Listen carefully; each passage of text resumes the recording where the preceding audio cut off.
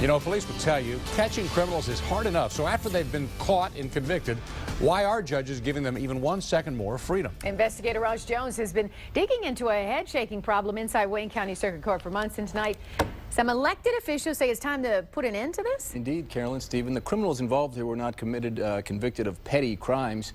They're headed to prison for years for things like drug charges, assault, or even worse. So if they showed a disregard for the law before, why are judges giving them a chance to do it again? Charged, convicted, and free to flee. Scores of criminals guilty of serious crimes, but given one last chance by a judge to delay their date with prison. As our investigation showed you Saturday, plenty have taken the chance to run. Most recently, criminals like Timothy Littles, who agreed to spend 5 years in prison. Already convicted of armed robbery and peddling cocaine, he pled to more drug and weapons charges in April. Wayne County Judge Ulysses Boykin chose to continue his bond, a promise to come back to court, for weeks and then months. Littles has been missing since July.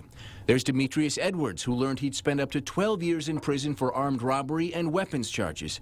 But Judge Bruce Morrow chose not to lock him up immediately. Instead, he continued his freedom until sentencing scheduled weeks later. But Edwards had other plans. The night of his conviction, he went to Eastland Mall and gunned down Sidel Leverett, a father and husband. I was appalled. The fact that people are already convicted of something, I thought about the victims' families. I mean, where's their consideration in this? Wayne County Commissioner Ray Basham doesn't see the logic in keeping convicted criminals out in the public when they know prison is imminent. The former state legislator says the state needs to change current law that gives judges lots of leeway in deciding who should and shouldn't be locked up immediately. And I think the state Supreme Court should be involved in this. I think the Michigan state legislature should be involved in this, because to give the judges discretion after they've already been convicted, I think is wrong. Judges say deciding who to lock up is sometimes influenced by available jail space.